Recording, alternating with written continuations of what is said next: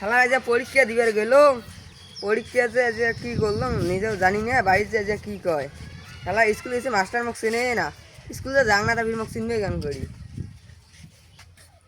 কেন বাবা এখানে মূল বস তোর জন্য আজকে পরীক্ষা। হ্যাঁ তাই চিন্তা করলাম পরীক্ষা দিবার গেছো আল্লাহ জানে পরীক্ষা কেমন হয়েছে বাবা? পরীক্ষা তো ভালো হয়েছে তা মনে হয় ফেল করি তাই এখানে পানি হলে কি উছলি দেবে পানি হলে উছলি যাবে। হ্যাঁ, শালা উছলি যাবে যন্ত্রণা তোর রে, উছলি যা পাস হবো। হ্যাঁ। হেই এলে কথা আইলে কোন দিন আসবে ঝড়ি, ওই ঝড়ির পানিতে একটা বানতে ভাসি তো পাস করে দিবে। হ্যাঁ, হ্যাঁ। এলে তোর কথা। হেই যা বাড়ি যা। তাই চিন্তা হ্যাঁ আজকে পরীক্ষা যখন দিলু তা পরীক্ষা কেমন দিলু?